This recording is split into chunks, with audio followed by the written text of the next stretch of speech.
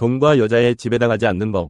행복한 인생을 위한 철학적 해답. 돈과 사랑, 특히 돈과 여자는 많은 사람들의 삶을 좌우할 만큼 큰 영향력을 가집니다. 그러나 이 두 가지에 지배되지 않고 살아가는 법은 무엇일까요? 이는 단순히 물질적 욕망과 관계에 얽매이지 않는 자유를 찾아가는 과정입니다. 행복한 인생을 살기 위해 우리는 어떻게 해야 할까요? 철학적 시각에서 이에 대해 깊이 탐구해 보겠습니다. 돈과 사랑은 인간의 삶에서 중요한 부분을 차지하지만 이들이 우리의 삶을 지배하게 두면 진정한 자유와 행복을 얻기 어렵습니다. 우리는 철학적 통찰을 통해 자신을 재발견하고 돈과 사랑을 삶의 일부로서 잘 다루는 법을 배워야 합니다. 이제 이러한 여정을 구체적으로 탐구해 보겠습니다. 니체는 너 자신이 되어라 라고 말했습니다. 이는 타인의 기대나 사회적 기준에 따라 살기보다는 자신의 내면적 가치를 중요시하라는 뜻입니다. 돈과 여성에 지배당하지 않기 위해서는 먼저 자기 자신과의 관계를 회복해야 합니다. 자신이 진정으로 원하는 것, 자신이 목표로 삼아야 하는 가치들을 명확히 함으로써 외부의 유혹에 흔들리지 않게 됩니다. 자기 자신과의 관계를 강화하는 것은 흔들리지 않는 내적 평화와 만족감을 가져다 줍니다. 자기 자신과의 관계를 구축하는 첫걸음은 자신의 욕망과 두려움을 정직하게 직면하는 것입니다. 우리는 종종 사회가 규정한 성공의 기준에 맞추어 자신의 삶을 설계하려고 합니다. 그러나 진정한 행복은 이러한 외부의 기대에서 벗어나 자신이 진정으로 원하는 것에 집중할 때 찾아옵니다.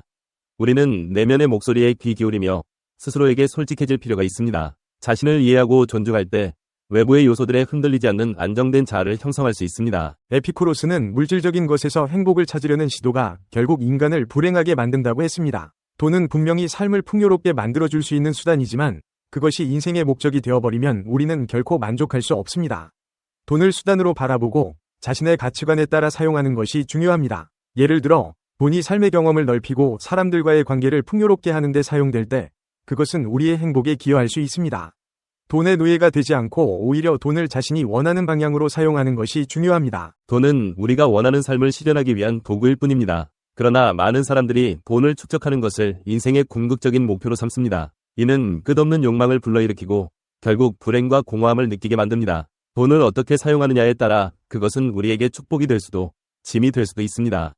우리는 돈을 자신과 주변 사람들의 행복을 위해 사용하는 방법을 배워야 합니다. 삶의 질을 높이는 데 쓰이는 돈은 진정한 가치가 있습니다. 여행을 가거나 사랑하는 사람과의 시간을 더 가지는 등 돈을 경험과 관계에 투자하는 것이 우리를 더욱 행복하게 만듭니다. 사랑은 소유의 개념이 아니라 상호 존중과 이해의 관계에서 피어나는 것입니다. 사랑하는 사람을 소유하려 하거나 그 사람의 인정에 지나치게 의존하게 되면 우리는 그 관계에 얽매여 스스로를 잃어버리게 됩니다.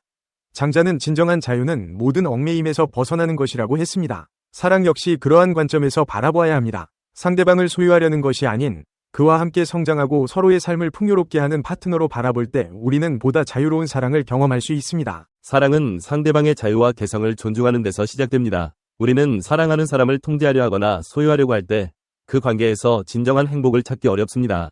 진정한 사랑은 서로의 삶을 응원하고 함께 성장해 나가는 것입니다. 이를 위해서는 서로의 차이를 인정하고 그 차이를 통해 서로 배우고 성장하려는 태도가 필요합니다.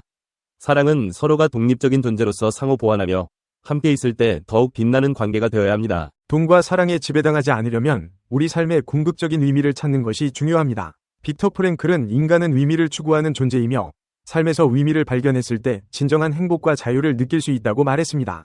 돈과 사랑을 초월하는 의미를 발견하면 우리는 외부의 조건에 좌우되지 않고도 행복을 느낄 수 있습니다. 이 의미는 자신이 하는 일, 사회에 기여하는 것 또는 창조적인 활동을 통해 발견될 수 있습니다. 우리의 삶에서 의미를 찾는 것은 외부의 조건을 넘어서는 힘을 줍니다. 프랭클이 말했듯이 우리가 어떤 상황에서도 의미를 발견할 수 있다면 그 어떤 시련도 우리의 정신을 꺾을 수 없습니다. 삶의 의미는 사회적 지위나 물질적 성취에서 오지 않습니다. 그것은 우리가 타인과 연결되고 우리 자신을 초월하는 무언가에 기여할 때 찾아옵니다. 자원봉사, 예술 창작 또는 가족과의 깊은 관계에서 의미를 발견하는 등 우리는 자신이 왜 살아가는지에 대한 질문에 스스로 답할 수 있을 때 돈과 사랑의 굴레에서 벗어날 수 있습니다. 스스로 선택하고 자신의 삶을 통제하는 자율성은 돈과 사랑에 지배당하지 않는 삶을 살아가는 데 핵심적인 요소입니다. 스토아 철학자들은 내적 통제력을 중요하게 여겼습니다. 외부 세계에 일어나는 일들은 우리가 통제할 수 없지만 그에 대한 우리의 반응은 스스로 선택할 수 있다는 것입니다. 자율성을 기르기 위해 자기 통제력을 연습하고 자신의 선택에 책임을 지는 태도를 가지는 것이 중요합니다. 이를 통해 우리는 외부 상황이나 다른 사람에 의해 흔들리지 않는 자신만의 길을 걸어갈 수 있습니다. 스토아 철학의 핵심은 외부의 상황을 통제하려 하지 말고 그것에 대한 자신의 반응을 통제하는 것입니다. 우리는 주변의 환경이나 타인의 행동을 바꿀 수 없습니다. 하지만 그에 대한 우리의 반응, 우리의 태도는 우리가 선택할 수 있습니다. 이러한 내적 통제력을 기르기 위해서는 작은 일상에서부터 자기 훈련을 통해 자기 통제력을 연습해야 합니다. 예를 들어, 감정에 휘둘리지 않고 침착하게 상황을 판단하는 법을 배우는 것, 목표를 설정하고 그것을 이루기 위해 꾸준히 노력하는 것이 자율성과 자기 통제력을 강화하는 데 도움이 됩니다. 마지막으로 행복이란 외부의 조건이 아닌 내면에서 나오는 것입니다. 불교의 가르침에서는 욕망을 내려놓는 것이 진정한 행복에 이르는 길이라고 말합니다. 돈과 사랑에 대한 집착을 내려놓고 현재의 순간을 온전히 받아들이고 감사하는 마음을 가지는 것이 중요합니다. 욕망에 매이지 않고 현재의 삶에서 소소한 기쁨을 찾을 때 우리는 비로소 돈과 사랑의 굴레에서 벗어나 진정한 자유를 경험할 수 있습니다. 우리는 종종 미래의 목표를 이루거나 더 많은 것을 소유함으로써 행복해질 것이라 생각합니다. 그러나 이러한 생각은 현재를 소홀히 하고 끝없는 욕망의 사이클에 갇히게 만듭니다. 불교에서 말하듯 진정한 행복은 욕망을 내려놓고 현재 순간을 충분히 느끼는 데 있습니다. 감사하는 마음을 가지며 일상에서 소소한 기쁨을 찾을 때 우리는 돈과 사랑에 집착하지 않고도 행복해질 수 있습니다. 행복은 거창한 것이 아니라 지금 이 순간에 존재하는 작은 기쁨들을 발견하고 누리는 것입니다. 돈과 여자는 인생을 살아가는 데 있어 중요한 요소일 수 있지만 그것들이 우리의 삶을 지배하게 두어서는 안 됩니다. 자기 자신과의 깊은 관계, 의미 있는 삶의 추구, 그리고 자율성을 통해 우리는 외부 조건에 흔들리지 않는 행복한 삶을 살아갈 수 있습니다. 이러한 철학적 통찰이 우리의 삶을 보다 자유롭고 풍요롭게 만드는 데 도움이 되기를 바랍니다. 돈과 사랑을 삶의 일부로서 균형 있게 다루며 진정한 자유와 행복을 찾아가는 여정에 여러분 모두가 함께하길 바랍니다. 돈과 여자가 우리 삶을 지배하는 이유. 우리 사회에서 가장 민감하고도 고통스러운 주제 중 하나는 돈과 여자다. 이 두 가지는 세속적인 욕망의 상징이며 우리를 이끌기도 하고 파멸시키기도 한다. 돈과 여자는 우리 삶의 중요한 동력이며 인간관계와 사회구조 속에 깊이 뿌리 박혀 있다.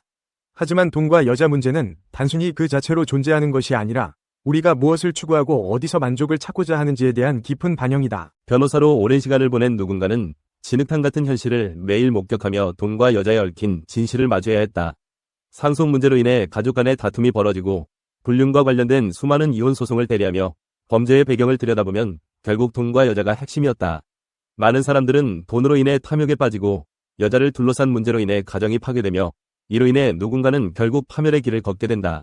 이러한 경험들은 우리에게 한 가지 중요한 교훈을 준다. 돈과 여자는 잘못 다루면 큰 약점이 되며 우리를 올가매고 통제하게 만드는 도구가 될 수 있다. 돈과 여자는 권력의 세계에서도 지배적인 요소다. 정보기관에서 일한 경험이 있는 사람이라면 사회 지도층에 숨겨진 돈 문제와 불륜 관계가 얼마나 큰 영향을 미치는지 알 수 있다. 성공한 사람들, 권력을 가진 사람들은 보통 이러한 문제를 감추기 위해 안간힘을 쓴다. 그들은 자신의 약점을 들키지 않기 위해 거짓말을 하고 때로는 타협을 하며 자신을 지키기 위한 삶을 살아간다. 하지만 아이러니하게도 이러한 약점들이야말로 그들을 더 비참하게 만들고 진정한 자유에서 멀어지게 만든다. 돈과 여자는 개인의 삶을 넘어 사회 구조와 문화에도 깊은 영향을 미친다. 우리는 종종 미디어에서 성공적인 사람들의 화려한 삶을 보며 부러움을 느끼지만 그 이면에는 감춰진 갈등과 문제가 존재한다. 드라마나 영화에서도 돈과 여자를 둘러싼 갈등은 주요한 이야기 요소로 등장하며 이를 통해 우리는 인간 본성의 어두운 면을 간접적으로 경험하게 된다. 이러한 이야기는 단순히 오락적인 요소로 소비되는 것이 아니라 우리의 가치관과 욕망에 대한 반영이기도 하다. 돈과 여자 문제를 어떻게 다루느냐는 우리 개인의 선택에 따라 인생의 방향을 결정짓는 중요한 요소가 된다. 결국 진정한 자유는 돈과 여자로부터의 해방에서 온다. 우리가 이 두 가지를 욕망하거나 지나치게 위존하지 않을 때 우리는 비로소 자유롭게 자신을 표현하고 세상과 당당히 맞설 수 있다. 한도인은 돈과 여자 문제를 깨닫는 것이 곧 도를 아는 것이라고 말했다. 돈과 여자 문제를 어떻게 다루느냐가 우리의 인생을 결정짓는 중요한 요소가 된다. 이 욕망들을 뛰어넘고 그것에 의해 흔들리지 않는 마음가짐을 가질 때 우리는 비로소 진리를 깨달을 수 있다. 삶을 살아가며 중요한 것은 돈과 여자를 통해 무엇을 얻을 수 있는지가 아니라 그것을 뛰어넘어 진정한 자유와 평안을 찾는 것이다. 공자는 이른이 넘어서도 더 배우고자 했고 주자는 죽기 직전까지 가르쳤다. 이들은 돈과 여자에 매몰되지 않고 삶을 진정으로 살기 위한 방법을 추구한 사람들이었다. 그들의 삶을 본받아 우리 역시 스스로의 욕망을 직시하고 이를 넘어서는 방법을 찾는다면 진정한 자유인이 될 수 있을 것이다. 돈과 여자라는 주제는 인간의 본능적인 욕망과 깊이 연결되어 있다. 이러한 욕망을 완전히 부정할 수는 없지만 우리는 이를 어떻게 다루고 조절할지에 대한 지혜를 배울 필요가 있다. 돈은 우리에게 생존과 안정을 보장해주는 중요한 수단이지만 그것이 삶의 목적이 되어서는 안 된다. 마찬가지로 인간관계에서 사랑과 성적 욕망은 중요한 요소이지만 그것이 인간성을 잃게 하거나 타인을 해치는 방향으로 흐르지 않도록 주의해야 한다. 이러한 균형을 잡는 것이 바로 인간으로서의 성숙을 의미한다. 현대사회에서 동과 여자 문제는 더욱 복잡하고 미묘하게 변하고 있다. 특히 기술의 발전과 사회적 변화로 인해 이러한 문제들은 새로운 형태로 나타나고 있다. 소셜미디어는 사람들 사이의 비교와 경쟁을 부추기며 더 많은 돈과 더 매력적인 연애 상대를 가지려는 욕망을 부추긴다. 우리는 이러한 환경 속에서 스스로를 지키고 자신의 가치관을 확립하며 살아가야 한다. 돈과 여자가 우리의 행복을 결정짓는 것이 아니라 우리가 스스로에게 부여하는 의미와 가치가 진정한 행복을 결정짓는다. 우리도 갈매기 조나단처럼 더 멀리, 더 높이 날아야 한다. 단지 일상의 욕망에 매몰되지 않고 그 너머의 진리를 추구하며 살아가야 한다. 돈과 여자라는 주제는 우리 모두에게 해당된다. 그러나 그것이 우리 삶의 전부가 아니라는 것을 깨닫는 순간 우리는 더 높은 곳으로 날아오를 준비가 되어 있는 것이다. 진정한 자유와 평안은 외부의 조건이 아니라 우리 내면의 상태에서 비롯된다. 돈과 여자를 포함한 모든 세속적인 욕망을 초월할 때 우리는 비로소 진정한 자신을 발견하고 세상과 당당히 맞설 수 있는 자유인이 될 수 있다. 돈과 여자를 넘어서서 우리는 무엇을 추구해야 할까? 그것은 바로 자신을 깊이 이해하고 타인과의 관계에서 진정한 의미를 찾는 것이다. 사람은 누구나 약점을 가지고 있다. 돈과 여자라는 문제는 우리 모두에게 일정 부분 내재해 있는 것이며 이를 어떻게 다루느냐에 따라 우리의 삶의 질이 결정된다. 우리가 진정으로 추구해야 할 것은 이러한 욕망을 넘어서 더 큰 가치를 발견하고 스스로를 성장시키는 것이다. 그럴 때 비로소 우리는 삶의 주인이 되고 그 어떤 유혹에도 흔들리지 않는 진정한 자유를 누릴 수 있을 것이다. 스탕달의 적과 흑, 줄리엥 소렐의 욕망과 좌절, 그리고 비극적인 최후. 1783년 프랑스 그르노블에서 태어난 앙리베일은 어린 시절 어머니를 여의고 엄격한 아버지와 갈등하며 불우한 유년기를 보냈다. 1799년 파리 에콜 폴리테크니크에 입학했지만 군인의 길을 선택해 나폴레옹 전쟁에 참전하며 격동의 시대를 경험했다. 이후 앙리베일은 문학에 대한 열정을 불태우며 스탕달이라는 필명으로 작품 활동을 시작했다. 1830년 출간된 적과 흑은 스탕달의 대표작이자 19세기 프랑스 문학을 대표하는 걸작 중 하나로 평가받는다. 이 소설은 프랑스 복고 왕정시대를 배경으로 가난한 목수의 아들 줄리엥 소렐의 파란만장한 삶을 통해 당대 사회의 모순과 인간 내면의 심리를 섬세하게 묘사한다. 적과 흑은 야망과 사랑 사이에서 갈등하는 젊은이의 초상이다. 일부 베리에르 신부의 집에서 피어난 금지된 사랑. 가난한 목수의 아들 줄리엥 소렐은 뛰어난 머리와 야망을 가진 청년이었다. 그는 라틴어에 능통하여 베리에르 시장의 눈에 띄어 그의 세 아들의 가정교사로 채용된다. 줄리엥은 시장의 아름다운 아내, 르네 부인에게 강렬하게 끌리지만 신분의 차이를 의식하며 자신의 감정을 억누른다. 그러나 르네 부인 역시 줄리엥에게 호감을 느끼고 둘은 격정적인 사랑에 빠진다. 줄리엥은 르네 부인의 사랑을 통해 자신의 신분 상승 욕망을 채우려 하지만 주변의 시선과 질투는 둘의 관계를 위태롭게 만든다. 결국 줄리엥은 베리에르를 떠나 부장송 신학교에 입학하게 된다. 2부 부장송 신학교, 야망과 신앙 사이의 갈등. 신학교에서 줄리엥은 뛰어난 학업 능력으로 주목받지만 그의 야망은 성직자의 길에 만족하지 못한다. 줄리엥은 신앙심보다는 출세를 위한 도구로 종교를 이용하며 교회 내 권력 다툼에 휘말린다. 이 과정에서 줄리엥은 자신의 의선적인 모습에 환멸을 느끼면서도 야망을 포기하지 못하고 갈등한다. 3부 파리 귀족 사회, 위태로운 신분 상승과 새로운 사랑. 부장송 신학교에서 추천을 받은 줄리엥은 파리의 명문 귀족 라몰 후작의 비서로 일하게 된다. 줄리엥은 귀족 사회의 허례허식과 위선의 염증을 느끼면서도 자신의 야망을 위해 그들의 삶에 동화되려 노력한다. 한편 줄리엥은 라몰 후작의 딸 마틸드에게 호감을 느낀다. 마틸드는 처음에는 줄리엥의 낮은 신분을 무시하지만 그의 당돌함과 지성에 매료되어 사랑에 빠진다. 둘은 비밀리에 만남을 이어가지만 줄리엥의 과거와 신분 차이는 둘의 관계를 위태롭게 만든다. 4부 파멸과 죽음, 욕망의 끝. 줄리엥은 마틸드와의 결혼을 통해 신분 상승을 꿈꾸지만 르네 부인이 베리에르 시장에게 보낸 편지가 공개되면서 모든 것이 무너진다. 편지에는 줄리엥의 과거와 그의 야망, 르네 부인과의 불륜 등이 적나라하게 드러나 있었다. 모든 것을 잃은 줄리엥은 베리에르로 향하여 르네 부인에게 총을 쏜다. 감옥에 갇힌 줄리엥은 마틸드의 헌신적인 구애에도 불구하고 자신의 죄를 인정하고 사형을 받아들인다. 줄리엥은 죽음을 앞두고 자신의 삶을 되돌아보며 진정한 사랑과 행복을 깨닫는다. 스탕달은 적과 흑을 통해 19세기 프랑스 사회의 계급 갈등과 모순, 인간의 욕망과 좌절을 섬세하게 묘사했다. 줄리앵 소렐이라는 인물을 통해 스탕달은 야망과 사랑 사이에서 갈등하는 인간의 복잡한 심리를 탁월하게 그려냈으며 독자들에게 깊은 감동과 여운을 남겼다. 적과 흑의 문학적 특징은 현대적인 문체, 섬세한 심리 묘사와 사회 비판이다. 스탕달은 간결하고 명료한 문체를 사용하여 소설의 속도감을 높이고 독자들의 몰입도를 높인다. 또한 냉철하고 분석적인 시각으로 인물과 사건을 묘사하여 현대적인 소설의 특징을 보여준다.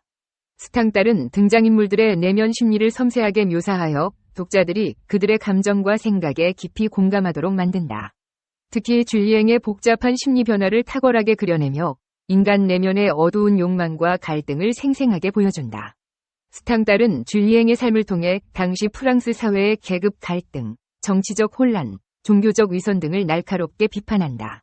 소설은 사회의 부조리에 대한 비판 의식을 담고 있으며 독자들에게 사회 문제에 대한 성찰을 촉구한다. 적과 흑은 출간 당시에는 큰 주목을 받지 못했지만 시간이 흐르면서 그 문학적 가치를 인정받아 19세기 프랑스 문학을 대표하는 작품으로 자리매김했다.